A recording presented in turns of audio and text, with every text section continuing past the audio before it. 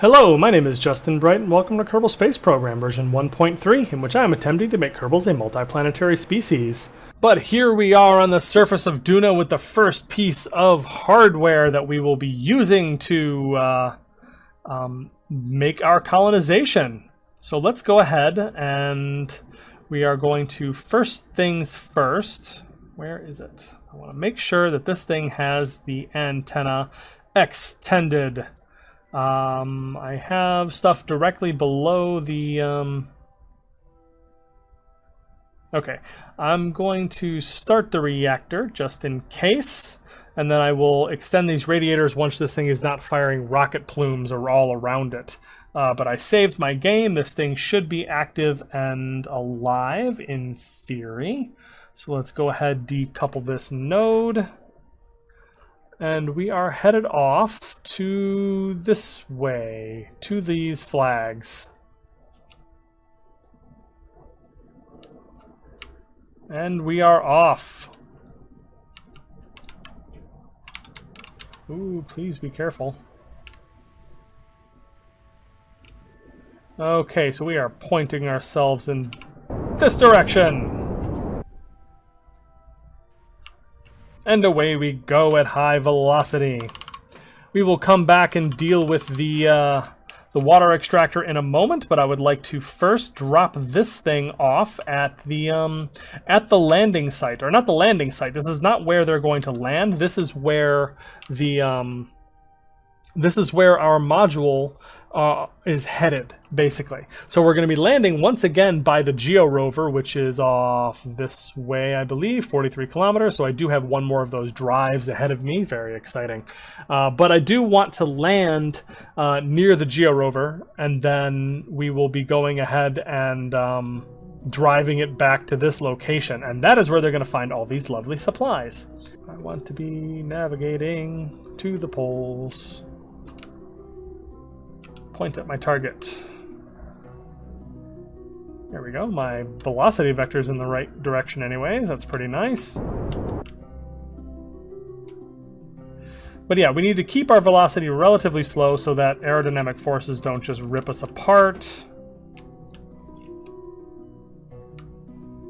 But we want to be pointing kind of above our velocity vector, or above the target, because we need to fall on it, basically. Alrighty then, it is 63 kilometers away, so I'm going to need to be like actually arcing this. Alright, we are hurtling in the general direction of our flags, dangerously. I kind of just pointed directly at it and fired these engines, so what could possibly go wrong with that?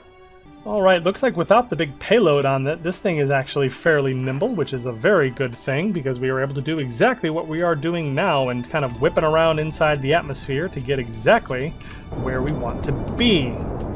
And we need to cut speed and start heading directly down towards our target, in between these three flags, which is where the our Geo Rover is going to set up camp while the Kerbals are building the new base. Alright, we need to go up a little bit,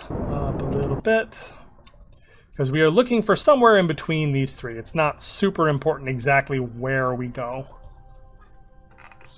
but somewhere in this little triangle here, which is once again a 2-kilometer range in between all of these, less than 2 kilometers, so that all of our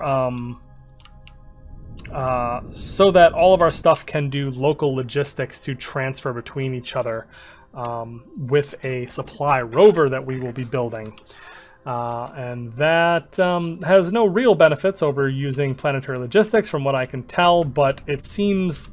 I like the idea, right? I like the idea of having a self-sufficient Duna city that is all right next to each other and actually feels kind of like a city, right? So that is the purpose and the reasoning behind that. But now we are coming down near the southern basin, which I think is just about right as far as where we want these supplies to be. So let's hold on a second. We do need to continue on our way this way a little bit more, please, and thank you, because I was a little bit off from any of the flags. Or maybe I wasn't. I think I was landing right directly on one, but then I got skittish. But yeah, we're going to drop it off right here.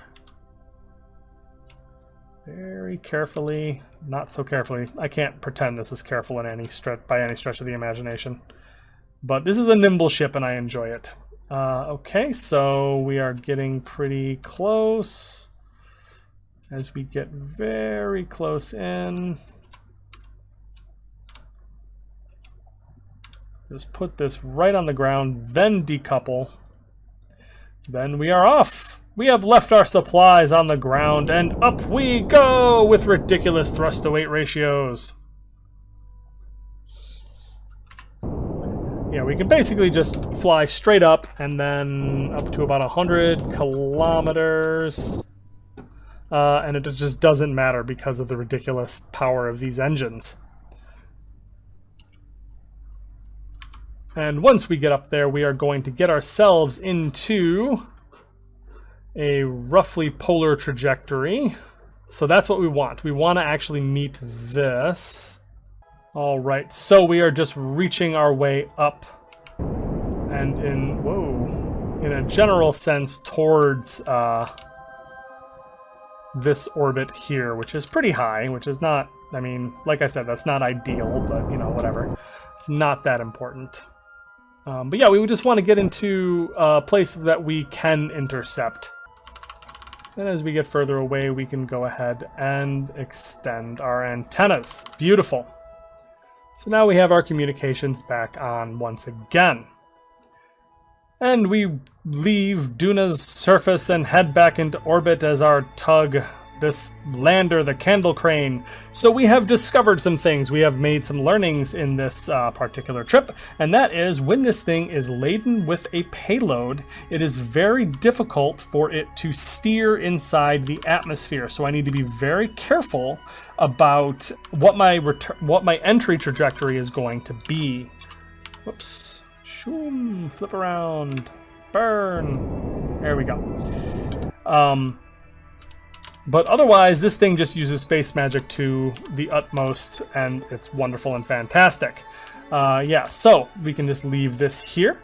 Our radiators are on. Yes, indeed. Our reactor is on. We have communications and everything else. Everything is wonderful, fantastic. So let's go visit the water driller that we just left. All right, and returning back to the surface, we have our water driller. And this is going to be the automated vessel that is going to be doing all of our drilling of water here on Duna. So we have our reactor started and it is just dramatically overheating. So let's get these radiators extended now that there's no vessels coming in to explode them. And we are cooling down. Wonderful. Fantastic. That should be good enough, at least for now. And this is atmospheric, so I feel like that should be actually a lot better. I'm not actually sure about that. I'm not sure if the game models the heat transfer in atmospheric bodies better or worse than or the same as bodies that are airless. Because they should, right? Like, heat transfer inside an atmosphere is dramatically easier than trying to radiate it with UV light in space. So in any case, hopefully this is going to keep up. It looks like they are all working very nicely and cooling this thing down pretty rapidly, which is fantastic. So just kind of moving down, we have our remote guidance unit that I am going to rename the vessel to the very imaginative Duna Water Driller. Fabulous. Yeah, so that's all we need to do there. We have batteries. This is the Duna Logistics Center, which doesn't actually need to do anything. Just existing is good enough. And the rest of this is just tankage for water. And the important one is this cluster tank here, which is hooked up into planetary logistics. So as it fills up, it should be able to push out into planetary logistics. It's probably a mistake that I actually have this as a cargo pod that is not hooked up to planetary logistics, because that actually doesn't help now that I think about it. Like, there's no purpose to this big tank here other than I like the way it looks. as far as filling this up and having it transfer all of its water out, because you need to be able to keep up with the production of the resource as it's getting pushed out, because it goes in 6-hour ticks as you are time warping. So if you do the catch-up mechanic of going far into the future and then visiting it again, it's going to catch up in 6-hour ticks. And if you don't have the storage, then that stuff is just lost, and that's a shame. So oh gosh, I really hope this is far down enough. I'm going to be really sad if it's not. Start water drill. Okay, good. Whew. All right. So 10% load on water. So we are creating water with each of these drills. 10% more water. 10% load on water. Yes, fantastic. So I noticed there's a new button on my colonization dashboard, colony inventory, which shows me that I am gaining an amount. I'm gaining some kind of amount of water per second. I'm not sure what's happening here with this calculation. Yeah, so I have no idea what's going on there. But as this thing reaches its thermal equilibrium, which I hope it does without actually breaking anything, we should be gathering more water. And looks like we are finally collecting some here and in here as well. So actually, if I increase this will actually flow here first. Yes, very nice. So now it's going to flow into that tank first and thus get pushed out first, but then we can have the overflow come into the Honey Badger cargo pod, which might be useful for something. I have no idea what. But yeah, let's go ahead and hopefully these thermal control systems can all keep up with all this heavy duty load that we are doing. Hopefully once this thing is not cooling down from the ridiculous temperature it was at, God, I don't know how this thing didn't just melt down entirely. But hopefully once this thing cools down, and this thing will get into a bit of an equilibrium later on. But we will check on it another time rather than time warping and screwing around with that, because we have next the Duna Express will be arriving, and then we will be able to start deploying modules in earnest. Here we have the Duna Express tug coming in closer to Duna as we warp in towards its sphere of influence so that it can meet up with the candle crane and drop off all of that hardware. Looks like we are getting pretty darn close now, coming close to our alarm clock node. So let's go ahead and cancel that, because we will slide right in just fine without it. And now that this is switched, we can tell that we are there. Huzzah! We have sent a whole bunch of hardware to Duna. But first, we must get this into some kind of orbit. So let's put down a maneuver node, and we are going to flip up to Duna. There we go. So that we can meet up with the candle crane. So I'm going to be doing something a little bit silly here. And I am going to try to meet up directly, basically.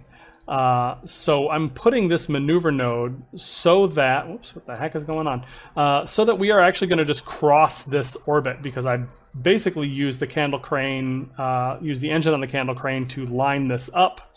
And now it's just a matter of getting it exactly where I want it. And this is a little bit of a dicey kind of maneuver. Not this one in particular, but what this next one is going to end up being, because I'm going to end up having to burn about 6,000 meters per second to circularize, insert into orbit, and rendezvous all at the same time. So I'm trying to be efficient by actually mixing those, but may or may not be the best idea I've ever had. So in any case, we're going to give that a shot. Make sure that we are actually focused from the correct point. Oh gosh, we weren't. That would have been terrible. Okay, so let's flip this around. All right, and we are coming up on our burn. Just 10 more seconds to go, and this is a nice powerful engine, so we don't have too much to worry about there. But 3, 2, 1, burn. Beautiful. Shoop. And try not to overshoot, because it's really hard to turn around. Perfect. Okay, so we are going to be meeting up at a separation of 0.4 kilometers at a relative velocity of 5,644.8 meters per second. Woof. Okay, so at the point that I meet this thing, we are going to want to move, well, we're going to want to move 5644.8. 5644.8 meters per second. Not positive, you goof. Minus. Ta-da! Okay. Well, that's not quite right. What if I zero that out and just say circularize? That's closer, anyways. Needs to be some radial to kind of fix this orbit, but I'm not actually terribly worried about that. Okay, so whatever. But that shows us that we are going to need about 4 minutes to burn. So we are going to set ourselves an alarm so that we don't go flying past this. And I want 3 minutes ahead of this. Well, we're going to make it, what is it, a 4-minute burn? So 6 minutes ahead. Add the alarm. That way, hopefully, we don't miss this thing. So here we go. And we're flying in. We can see Ike Shadow passing over Duna. And we slow down, thankfully, because we are hurtling over Duna at this point. So every little time warp step is actually quite a lot.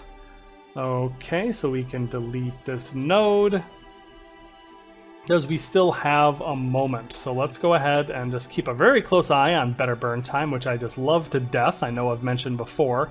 But when we lose these big dots here, we're going to really want to start thinking about starting this burn.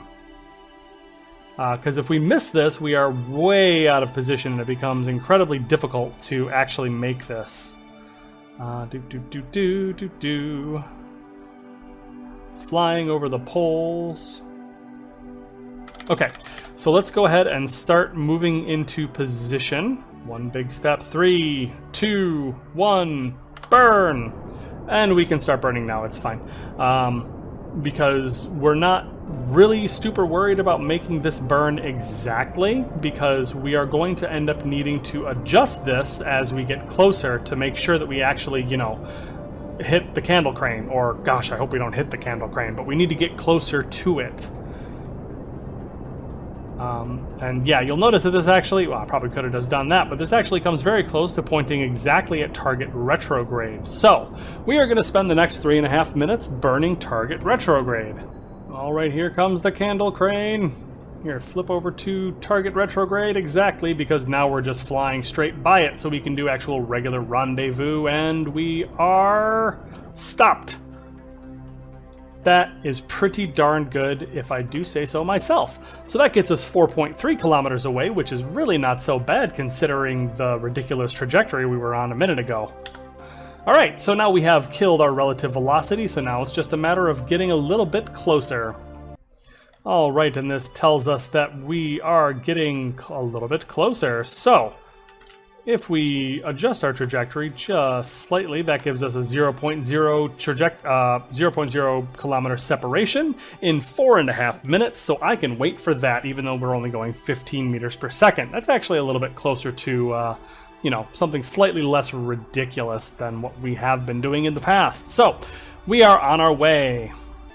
Alright, and just as the sun goes down, that would be just my luck, wouldn't it, I suppose? We are approaching 200 meters. It's really close. And now we can probably get this just about stopped, as we are less than 100 meters away from the candle crane. Fantastic, we are stopped at our relative velocity and within range of the candle crane, which will be bringing down more bits to Duna's surface.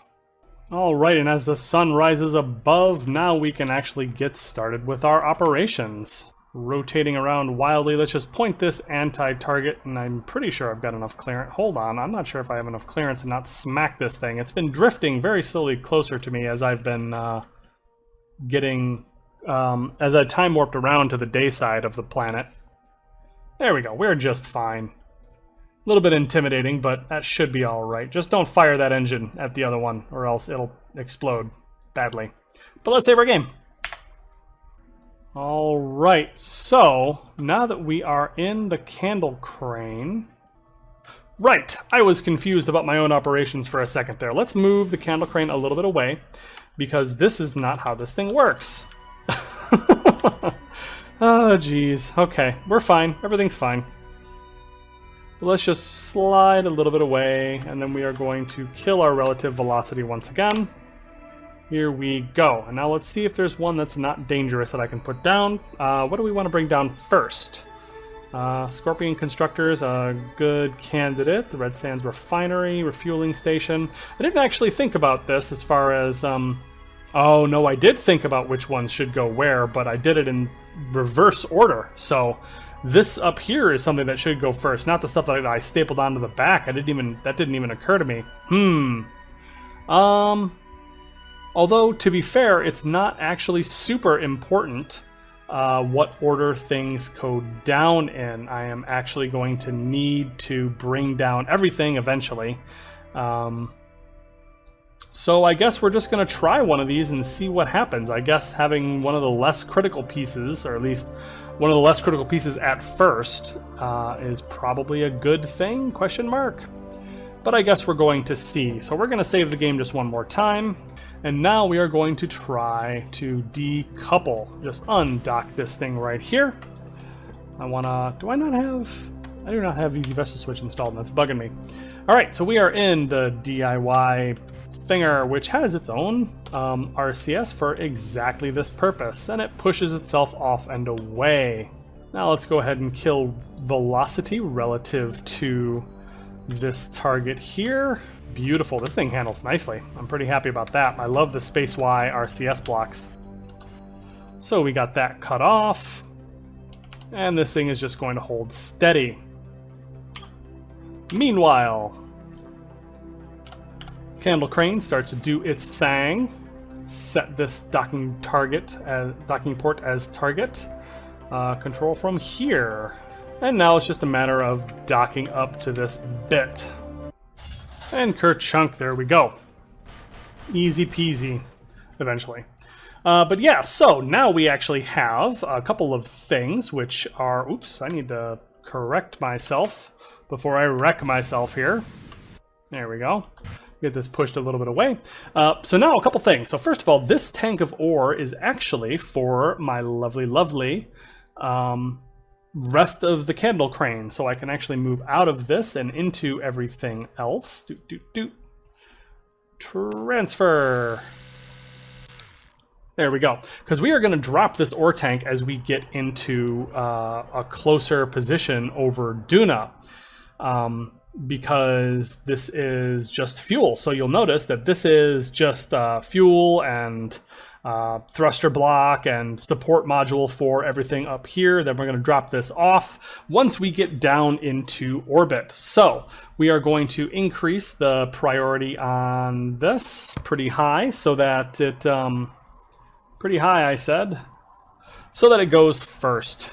And then that way we will drain from this disposable tank as we are killing our velocity and bring ourselves down into orbit. Then we will drop it off as we get low before we get to the point where we are dropping off this stuff. So the reason for that is so that I never have to worry about aerodynamics. I can basically treat this as an airless body because I have as much delta V as I need. And if I ever need to pick up more carborundum, I absolutely can from this vessel. That's why it has so much extra. Alright, so we've set our destination for one of the flag markers. We are going to save our game, and now it's just a matter of getting ourselves down to that point. And that is where we are going to have to pick up next time, because I am all out of time for this episode. If you enjoyed this one, please like and subscribe, and I will see you in the next one.